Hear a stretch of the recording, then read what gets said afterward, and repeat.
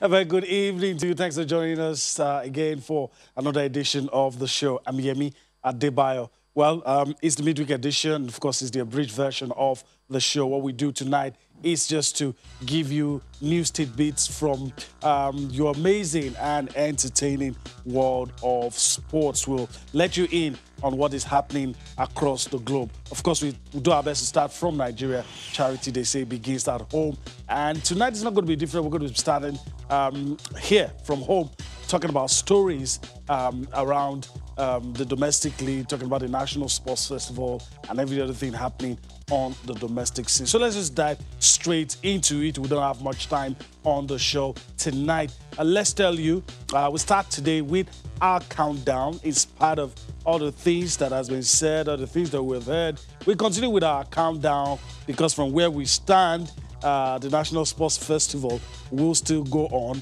until we are told otherwise. And on the strength of that, it is 17 days to go to the National Sports Festival. That's Edo 2020. 17 days to go as we wait for the start of Nigeria's mini Olympics. So this is hoping that all things work according to plan and everything goes on smoothly so that we can have the Olympics and all the issues behind the scenes, one way or the other, will get sorted in the interest of the athletes and also not compromising health and safety of everyone that's going to be around. All right, so that's it for you. Let's move on. Still talking about stories related to it. Let's go on and talk about rowing, sailing, and canoeing. And let's just listen to the president of that federation talk about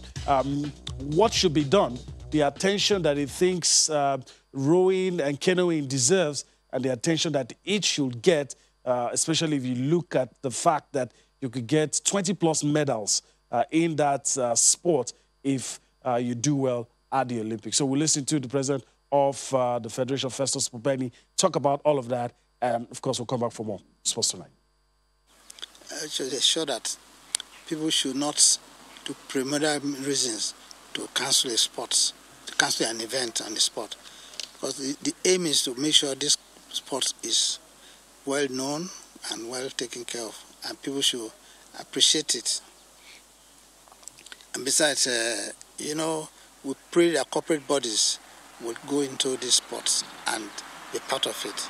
I know even international bodies, because rowing canoeing is a hidden sport. This is a sport that needs development and have 21 gold medals in the Olympics. Not like other places where only one gold medal. After all, Rasmata get one. But we have 24 gold medals available. For 21. Just like swimming. All right, so that's it. 20-plus medals. If you get it right, and of course, if you do well, you can get a chunk of those medals. And just to buttress what he said, a lot of sports that we invest time, money, and resources into.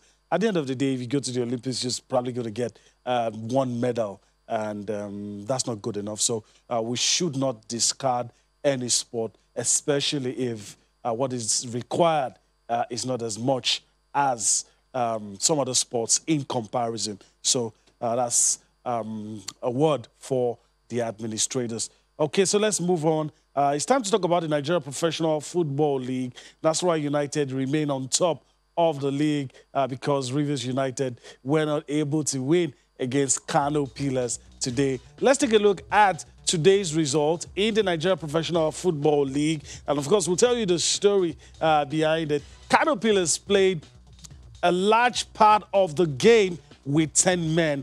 But of course, they were still able to win this game. Of course, they scored in the 19th minute. In the 51st minute, Abbas Rabiu got sent off. At some point, Kano Pillars' assistant coach got cautioned. He was heated, and Rivers United threw everything into the game. But of course, at the end of the day, the Simon Sugida, as Pillars are known, of course, held on and were able to win by a lone goal.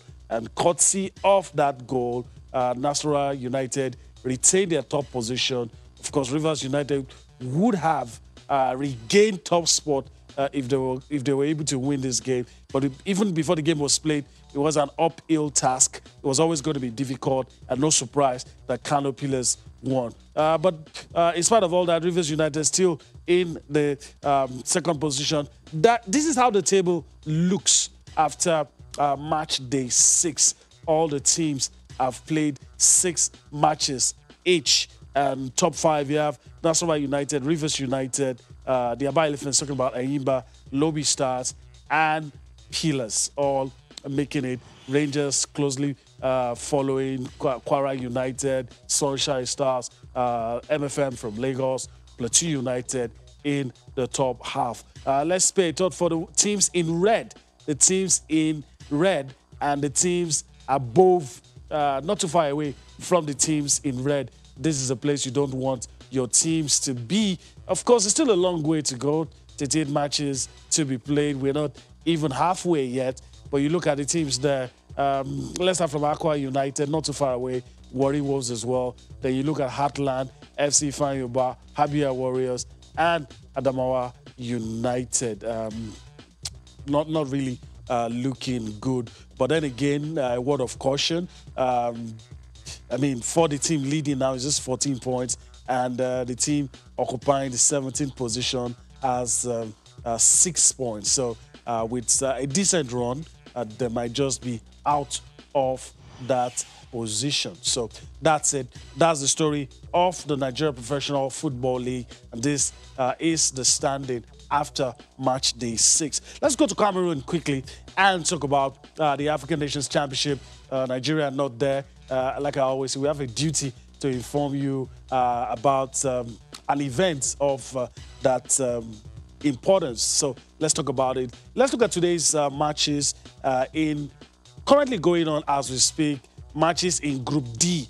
Both matches play simultaneously, and we're in the dying moments of these matches. Namibia and Zambia, as it stands, is goalless. Tanzania and Guinea is 2-1. It's 2-1, but a lot could still change with a few minutes left before these matches are concluded. So fingers crossed. But let me quickly tell you of what happened yesterday. Uganda lost to Morocco 2-5. Morocco won. Togo beat Rwanda 3-2. Those were yesterday's games. Let's talk about the teams that have qualified already for the quarterfinal. Mali is qualified. Congo-Brazzaville, that's Congo, has qualified. DR Congo has qualified as well. You also have host Cameroon, they're through to the last 8. Morocco, through to the last 8. So 2 of the 4 teams currently playing will join the teams that have already qualified. And of course, they'll play in the quarterfinals, which will begin on Saturday. So we keep monitoring all of this to just to inform you about what is going on. As you already know, this tournament is a dress rehearsal for the big one, and the big one is the African Cup of Nations that's going to be played next year, and hopefully Nigeria will be there. Of course, hopefully Nigeria will be at the FIFA World Cup as well. That's also going to be held next year. So let's move on from that. We're going to stay a little on the English Premier League. Let's just quickly tell you what's going on in the English Premier League. 3 matches currently going on, 2 matches already concluded. Let's take a look at the results. We'll tell you the stories behind the results. We'll give you the situation report. We start with what happened today at Turf Moor. Burnley came back twice to defeat Aston Villa. Aston Villa took the lead twice in this game, but of course, Burnley fought back. Sean Dyche's men were able to win this game 3-2. It was a surprise, especially each time Aston Villa took the lead in the game. But Burnley were resolute. They fought hard, and at the end of the day, they won at Turf Moor. Well, for Thomas Tuchel, the new manager of Chelsea, of course, his reign starts with a draw. Chelsea were held to a goalless draw by Wolverhampton Wanderers. Nuno Espirito de Santos' men fought bravely. Chelsea had a large share of possession, but it did not translate into goals. Just didn't translate into goals. A lot of passes, a lot of movement off the ball, a lot of enthusiasm on the part of the Chelsea players. Of course, a lot of them wanted to impress the new manager. Unfortunately, no goals were scored in that game. So it was stalemate at Stamford Bridge. Okay, so these are the games that have already been played. Let's talk about the ones currently going on as we speak. 3 matches currently going on. Of course, the game Brighton and Fulham is in the second half, and Everton, Leicester is goalless as we speak. Manchester United and Sheffield United. Sheffield United up by a goal. They're up by a goal, and it's going to be interesting to see if they're going to be able to hold on to this lead. What is the stake for Manchester United is the fact that if they do not win this game, Manchester City will remain on top of the league. But of course, if they're able to win this game, they will regain top position in the league. Of course, Leicester City as well would love to consolidate on the position they are in. They're in the top 4. And of course, they want to prove to a lot of people, as they've done in the past couple of seasons, to show that they can mix it with the big boys. And when they are now, it's no fluke. So we'll see what's happening in that.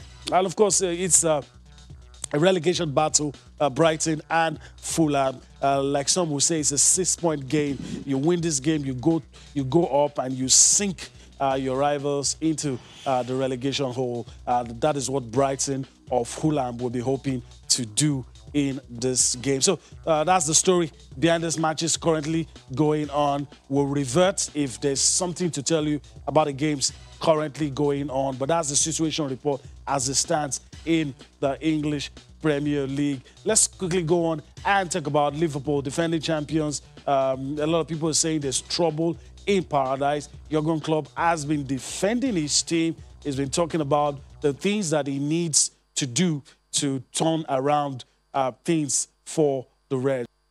All right, let's go to Turkey quickly and talk about Mesut Ozil. And of course, he's just joined one of the teams in Turkey, Fenerbahce, to be precise. Mesut Ozil has been talking, and he says he's not interested in playing for the German national team anymore after quitting the team 2 years ago over what he called racism and disrespect because of his Turkish roots. Of course, Ozil was a key member of the German World Cup team that won the Mundial in 2014.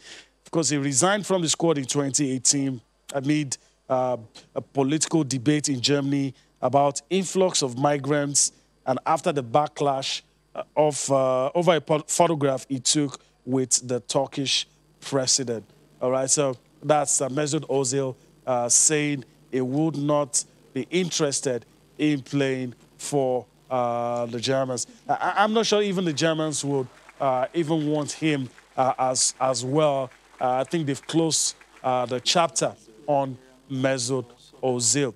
All right, so that's the story on Mesut Ozil, and hopefully it will find joy in Turkey. Last few months at Arsenal wasn't really good for him. Well, let's talk about the Olympics. Okay, there's an update in the English Premier League. Everton have scored at Goodison Park, so they lead Leicester City by a goal. It's 1-0 now. If anything happens, we'll let you know. But that's the situation report. Everton are a goal up. Of course, this is the second half to play. We'll see what happens in that one. Manchester United currently trailing Sheffield United. Let's quickly talk about the Olympics. Since we've talked about our own mini Olympics, let's talk about the big one, the Olympics. Olympic chief, that's the IOC president, Thomas Bach, has called for patience over the Tokyo Games, owing to growing concerns that the Games might not go ahead